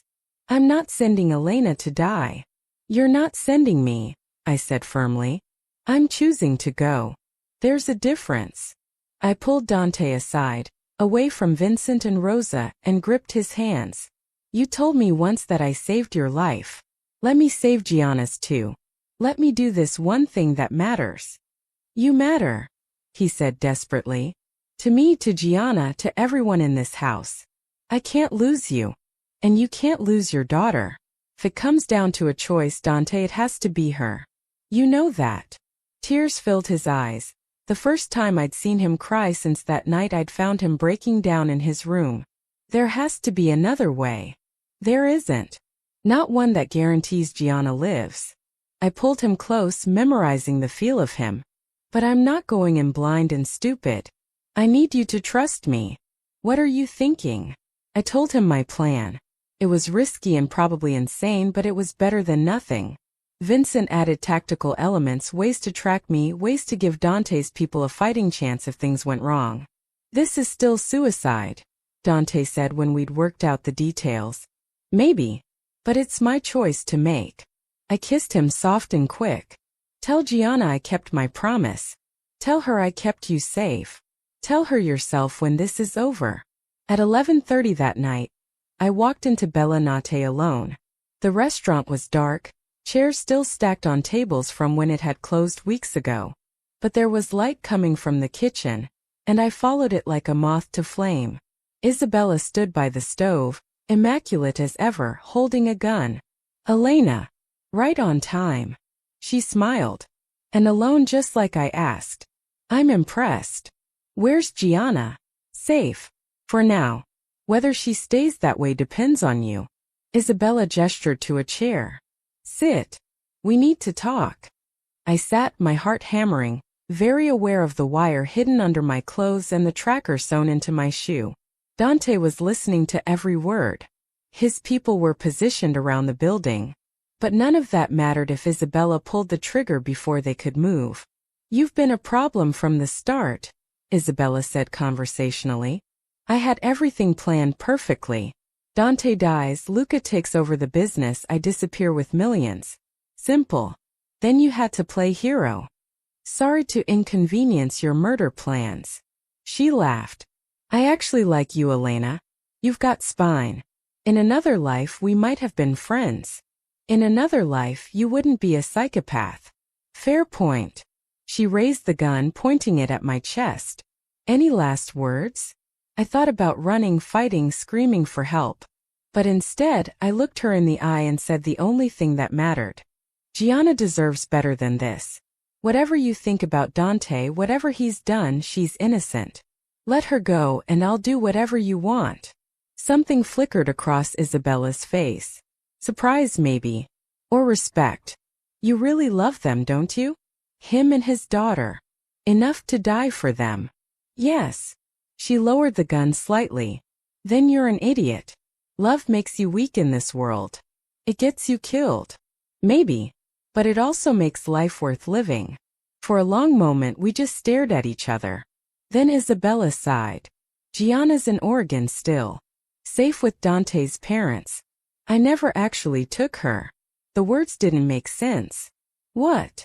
I lied. Needed to see if you'd really sacrifice yourself. Needed to know if you were just another gold digger or something more. She set the gun on the counter. Turns out you're something more. The kitchen door burst open and Dante rushed in. Vincent and 4 other men behind him with weapons drawn. Isabella didn't move, didn't resist. Just stood there with her hands visible. It's over, Isabella, Dante said. I know. She looked at me. Take care of him, Elena. He needs someone who'll choose him over safety. Someone brave enough to love him despite the cost. Then Vincent was putting her in handcuffs, reading her rights, leading her away. And I was in Dante's arms, shaking uncontrollably as the adrenaline finally hit. Gianna's really safe? I gasped. Vincent just confirmed. She never left my parents' house. Isabella faked everything. Why would she do that? To test you. To see what you'd do. He pulled back to look at my face. You were really going to die for us. Of course I was. I started laughing, borderline hysterical. I'm an idiot who fell in love with a mafia boss. Dying for you seemed like the logical next step. He kissed me then, hard and desperate and full of everything we'd almost lost. When we finally broke apart, Vincent was standing in the doorway looking uncomfortable. Boss, we should go. Police will be here soon and we don't want to explain any of this. We left Bella Notte for the last time, and I knew I'd never go back. That chapter of my life was over. A new one was about to begin. 3 months later, I stood in Dante's kitchen making pancakes while Gianna set the table and argued with Rosa about whether 5 chocolate chips per pancake was excessive. That's basically candy for breakfast, Rosa said, but she was smiling. Papa said I could have extra because Elena is making them and she's still learning, Gianna countered, deploying 6-year-old logic with devastating effectiveness. I'm standing right here, I protested, flipping a pancake that was only slightly burnt on one side. And I've gotten much better. You have, Dante said from the doorway, and the way he looked at me made my cheeks warm. 3 months together and he still had that effect on me. Almost edible now. I threw a dish towel at him. Life had changed so much since that night at Bella Nate. Isabella was in federal prison, facing charges for embezzlement, attempted murder, fraud, and about a dozen other crimes that would keep her locked up for the next 20 years. Luca had disappeared. Last anyone heard, he was somewhere in South America trying to rebuild his life away from the wreckage his wife had created. The Severino family had accepted Dante's proof that Isabella had been behind the embezzlement, and the truce was holding. For now. Vincent said there were always threats, always someone looking for an angle, but nothing like before. Nothing that required armed guards at every entrance or Gianna being sent away for safety. She'd come home 2 weeks after Isabella's arrest, running into the house and launching herself at both me and Dante with equal enthusiasm. She'd grown a full inch at her grandparents' house and had stories about horses and mountains, and how Nana made pasta different from Rosa, but both were good. Did you keep Papa safe? She'd asked me seriously. We kept each other safe, I told her. And it was true. Dante had saved me as much as I'd saved him. Given me a home, a purpose, a family. Things I hadn't realized I'd been desperately missing until I had them. The restaurant, Bella Nate, had been demolished. Dante bought the property and the buildings on either side, said he was going to build something new there. Something legitimate. He'd been slowly transitioning his business interests away from the gray areas, focusing on real estate and investments that wouldn't get anyone killed. For Gianna, he'd said. So when she's old enough to ask what her father does, I can tell her the truth without seeing fear in her eyes. As for me, I'd enrolled in community college, business management classes, because Rosa had pointed out that I was good at organizing things and keeping track of details. Dante had offered to pay for a 4-year university, but I'd refused. I was taking his money for tuition and books. That was already more than I'd ever expected. I wanted to earn the rest myself. I'd also started helping Rosa run the household, managing the staff and the schedules and the million little details that went into keeping everything running smoothly. It wasn't glamorous, but it was mine. A role I'd carved out that had nothing to do with being the girl who saved Dante Morelli, though people still called me that sometimes. We sat down to breakfast, the 4 of us, Rosa having given up on limiting chocolate chips. Gianna chattered about her homeschool lessons. Rosa shared gossip from her church group. Dante reviewed his schedule for the week. Normal things. Family things.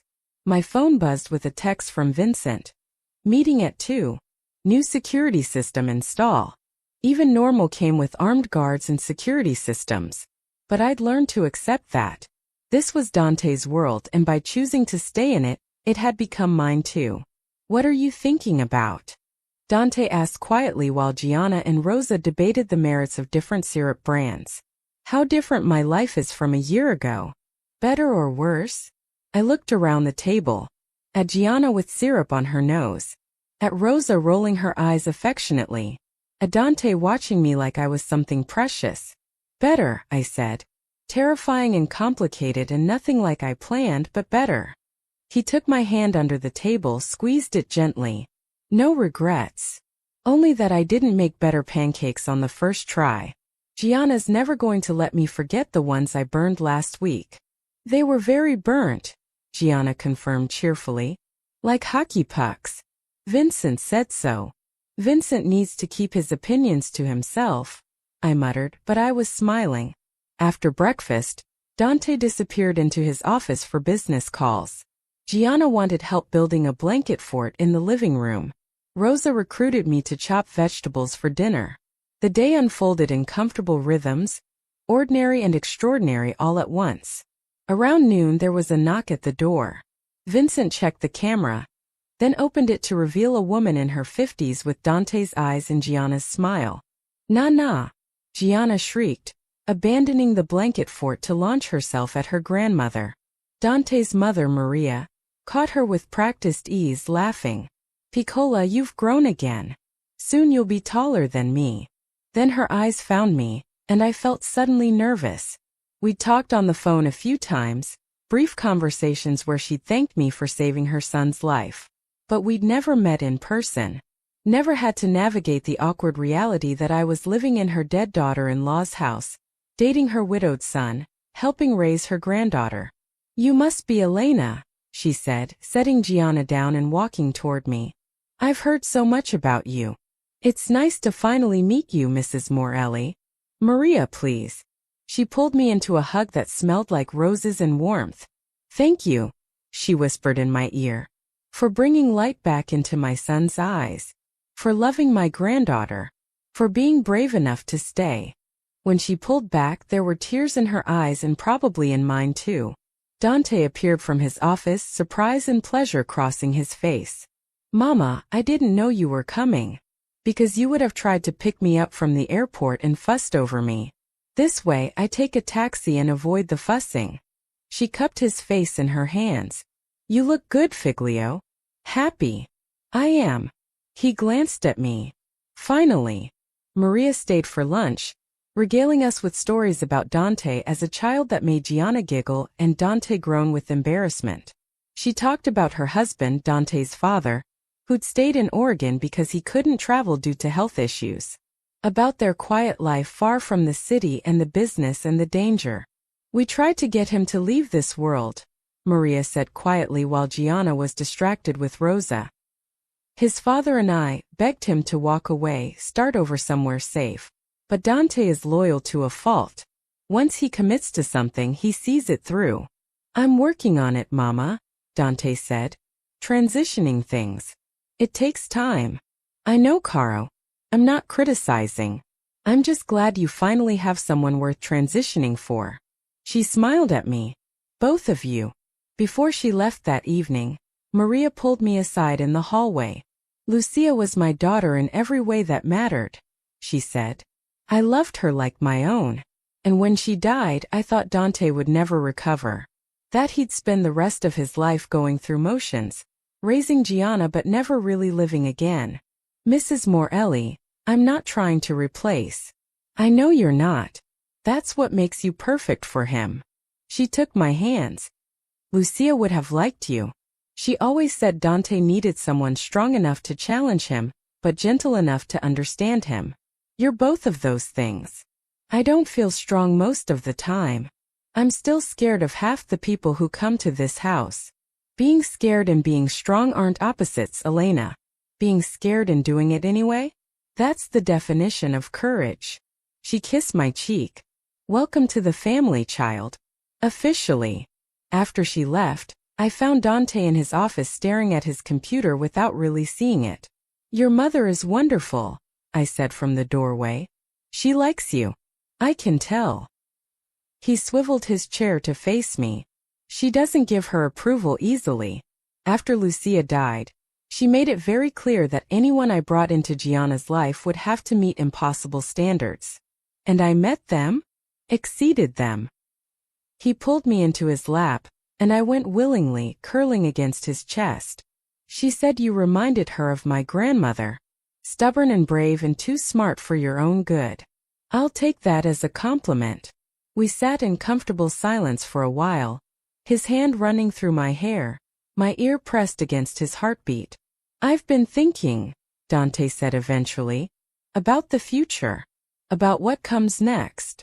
My stomach fluttered nervously. Yeah, this house has a lot of memories. Good ones but also painful ones.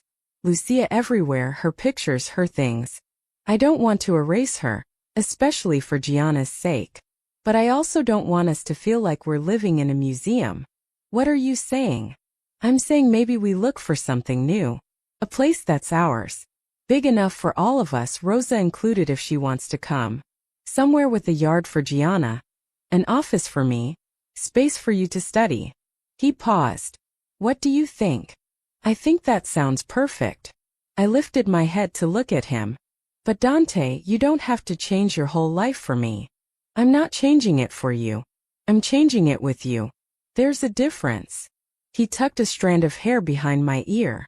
You saved my life that night at the restaurant. But you've been saving it every day since. Making me want to be better, do better, build something worth protecting instead of just surviving. You give me too much credit. Not possible. He kissed me softly. I love you, Elena. I should have said it before now, but I was scared. Scared it would make you a bigger target. Scared I'd lose you like I lost Lucia. Scared I wasn't allowed to be this happy again. My eyes filled with tears. I love you too. Even though you're infuriating and overprotective, and sometimes you make decisions without asking me first. I'm working on that last one. Work harder. He laughed and the sound filled the room with warmth. That night, after Gianna was asleep and Rosa had gone to her room and the guards were doing their rotations outside, Dante and I sat on the couch going through real estate listings on his laptop, looking at houses that could become our home, our future. This one has a pool, I said, pointing at a listing in Brooklyn. Gianna would love that. But the yard is small. This one has a huge yard, but it's 45 minutes from her school. Too far. We kept looking, debating the merits of different neighborhoods and house styles, and it felt so wonderfully normal that I had to remind myself this was real. That I wasn't going to wake up back in my studio apartment, late for my shift at Bellinate. Thank you, I said suddenly. Dante looked up from the laptop. For what? For grabbing my wrist that night instead of just leaving. For bringing me into your world even though it was dangerous. For trusting me with Gianna. For loving me even though it scared you. I smiled through tears. For giving me a family. He set the laptop aside and pulled me close. Thank you for whispering those words that saved my life. For being brave enough to care about a stranger. For staying when anyone sensible would have run. He kissed my forehead. For teaching me that second chances exist. We fell asleep on the couch, tangled together, the laptop still open to house listings and possibilities. The next morning, I woke to Gianna standing beside the couch, studying us with her serious 6-year-old expression. Are you guys going to get married? She asked bluntly. Dante, still half asleep, mumbled something incoherent. I sat up, trying to finger comb my hair into something presentable. That's a pretty big question for before breakfast, sweetheart. Rosa says you should. She says Papa smiles more when you're here and you're good for him. Rosa talks too much, Dante said, finally awake. So are you. Gianna persisted. Because if you are, I want to be the flower girl. And I want a dress with sparkles. Dante and I looked at each other, and I saw the future in his eyes. Not just possibility but certainty. How do you feel about sparkly dresses? He asked me. I think they're perfect for flower girls. Gianna squealed and ran off to tell Rosa, leaving us alone in the living room with the weight of what we just implied hanging in the air. Was that a proposal? I asked. More like a preview of coming attractions. Dante stood up, pulled me to my feet. When I actually propose, it'll be more romantic than our daughter ambushing us before coffee. She's not my daughter. Yet. He said it simply like it was already decided. But she will be. If you want that. If you want all of this. The chaos and the danger and the guards and the complications. I thought about my grandmother, about her advice to stay invisible and safe. About the life I'd planned, small and quiet and alone. Then I thought about chocolate chip pancakes and blanket forts and Dante's hand in mine and Gianna's laughter echoing through the house. I want all of it, I said. Every messy, complicated, beautiful piece of it. Even the burnt pancakes. Especially the burnt pancakes. 6 months later, I stood in a garden in upstate New York wearing a simple white dress while Gianna, resplendent in sparkles, scattered rose petals with theatrical flair. Rosa dabbed at her eyes. Vincent and the security team tried to look professional while clearly being emotional. Maria and Dante's father sat in the front row beaming. And Dante waited for me at an altar covered in flowers, looking at me like I was his whole world. When I reached him, he took my hands and whispered, "No regrets. Not a single one." We said our vows in front of 50 people, most of whom were armed, And it was perfect. At the reception, Gianna gave a toast that consisted mostly of explaining how she'd known we should get married before we did, which made everyone laugh. Rosa predicted we'd give her great-grandchildren to spoil within 2 years. Vincent relaxed enough to actually smile in photos. Dante and I danced to a song neither of us had picked. Just let the DJ choose because the details didn't matter. All that mattered was his arms around me, and the future stretching out ahead of us. "What are you thinking?" he murmured against my hair. "That a year ago I was serving pasta for minimum wage. Now I'm married to the most feared man in the city and I've never been happier. I'm not that feared anymore. I've gone soft." "Good. I like you soft." He laughed, and I felt it vibrate through his chest into mine. Later, when the reception was winding down and Gianna had fallen asleep on Rosa's lap, and the stars were coming out overhead, Dante and I stood at the edge of the garden looking back at everyone we loved. "We did it," I said. "Built something real out of all that chaos." "We're still building," Dante corrected. "This is just the beginning." "I know. And I can't wait." So if you've been listening to my story, wondering if taking risks is worth it, if doing the right thing matters, if love can survive in the darkest places, I'm here to tell you yes. 1,000 times yes. My name is Elena Morelli now, and my life is nothing like I planned. It's better, messier and scarier and infinitely more wonderful than anything I could have imagined that night. I whispered a warning to a stranger. I hope wherever you're listening to this, you're somewhere you feel safe and loved. I hope you have people who'd risk everything for you the way I risked everything for Dante. And I hope you know that sometimes the most dangerous choice is also the right one. If my story resonated with you, let me know in the comments. Tell me about the moments that changed your life, the risks you took, the people you saved or who saved you. Subscribe if you want to hear more about how ordinary moments turn into extraordinary lives. Because I've learned something important. We're all just one choice away from a completely different future. One whispered warning. One grabbed wrist. One decision to stay instead of run. What will your choice be? As for me and Dante and Gianna, we're still writing our story. We moved into that house with the big yard and the pool.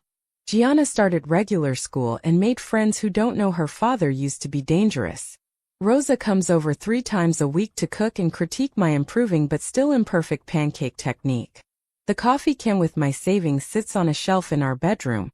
A reminder of who I was and how far I've come. Sometimes I open it and count the bills, remembering when $2,000 felt like my whole future. Now my future is measured in morning kisses and bedtime stories, and the weight of Dante's wedding ring on my finger. It's not perfect. There are still threats sometimes, still security protocols, still moments when I remember that loving Dante means accepting danger as part of the package. But we handle it together as a family, and that makes all the difference. Last week, Gianna asked if she could have a little brother or sister. Dante and I looked at each other across the dinner table and smiled. Maybe, I told her. Someday. Someday soon, Dante added, his hand finding mine. If Elena wants. And the truth is I do want. All of it. The expanding family, the continued risks, the beautiful chaos of building a life with people I love more than I ever thought possible. Because I learned something important when I whispered those words to Dante Morelli. Safety isn't the absence of danger. It's having people who'll fight beside you when danger comes. It's building something worth protecting. It's choosing love even when love is complicated and messy and sometimes terrifying. That's real safety. That's real home. So thank you for listening to my story. For staying with me through the fear and the danger and the triumph. I hope it reminded you that heroes aren't people who aren't afraid. They're people who do the right thing despite being afraid. And I hope the next time you see someone who needs help, someone in danger, someone who everyone else is too scared to approach, you'll remember the waitress who whispered a warning and changed everything. Because you never know. That moment of courage might save a life. It might even save your own.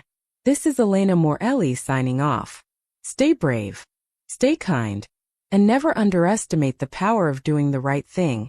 Even when it's the dangerous thing. Especially when it's the dangerous thing.